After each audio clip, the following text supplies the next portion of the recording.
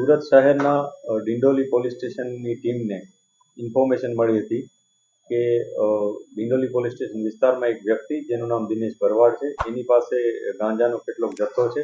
આ બાબતને લઈ અને રેડ કરવામાં આવી. રેડ કરતા એની પાસેથી આશરે 8 કિલો એટલે કે 7 કિલો અને 956 ગ્રામ જેટલો ગાંજો મળી આવ્યો છે. પોલીસે આગળની તપાસ કરી અને કાર્યવાહી શરૂ કરી હતી કે જેમાં એને અરેસ્ટ કરવામાં આવ્યો. એ આ ગાંજો ક્યાંથી લાવ્યો હતો એ બધી અત્યારે તપાસ ચાલુ છે. એના માટે અમે ફર્ધર પોલીસ કસ્ટડી પણ મેળવીશું એની.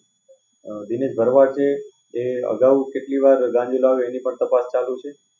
આ દિનેશ ભરવાડ અત્યારે અમને એવું જણાવે છે કે એ કતારગામના કોઈ રેલવે ટ્રેક ઉપરથી ગાંજો લાવ્યો હતો અને આનો અમુક જથ્થો એ કડોદરા વેચવાનો હતો. આ પ્રકારની પ્રાઇમરી ઇન્ફોર્મેશન અમને મળી છે ઇન્ટ્રોગેશનમાં. હજી જે અમને વધુ વિગત મળશે એ મુજબ આગળનું ઇન્વેસ્ટિગેશન કરવામાં આવશે. જે આરોપી છે દિનેશ ભરવાડ, અગાઉ એના ઉપર IPC 188 મુજબનો જાહેરનામા ભંગનો ગુનો દાખલ થયેલો છે. આ સિવાય અન્ય કોઈ ગુના મળ્યા નથી, પરંતુ અમે બધી બાબતે તપાસ કરી રહ્યા છીએ. હજી કોઈ ગુના જો એના વિરુદ્ધ રજીસ્ટર થયા હશે તો એને પણ અમે આ કેસમાં ઇન્વેસ્ટિગેશનના ભાગરૂપે લઈશું. સુરત શહેરના ડિંડોલી પોલીસ સ્ટેશનની ટીમને ઇન્ફોર્મેશન મળી હતી કે ડિંડોલી પોલીસ સ્ટેશન વિસ્તારમાં એક વ્યક્તિ જેનું નામ દિનેશ ભરવાડ છે એની પાસે ગાંજાનો કેટલોક જથ્થો છે. આ બાબતને લઈ અને રેડ કરવામાં આવી.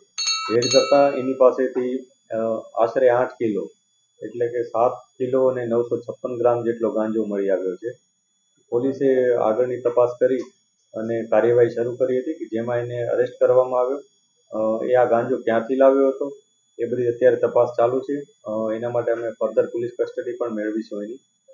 દિનેશ ભરવાડ છે એ અગાઉ કેટલી વાર ગાંજો લાવ્યો એની પણ તપાસ ચાલુ છે.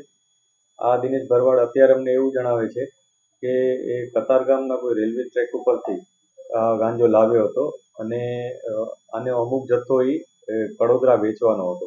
આ પ્રકારની પ્રાઇમરી ઇન્ફોર્મેશન અમને મળી છે ઇન્ટ્રોગેશનમાં. હજી જે અમને વધુ વિગત મળશે એ મુજબ આગળનું ઇન્વેસ્ટિગેશન કરવામાં આવશે.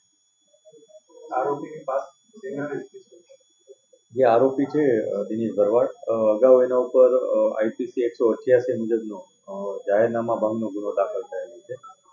આ સિવાય અન્ય કોઈ ગુના મળ્યા નથી, પરંતુ અમે બધી બાબતે તપાસ કરી રહ્યા છીએ. હજી કોઈ ગુના જો એના વિરુદ્ધ રજીસ્ટર થયા હશે તો એને પણ અમે આ કેસમાં ઇન્વેસ્ટિગેશનના ભાગરૂપે લઈશું.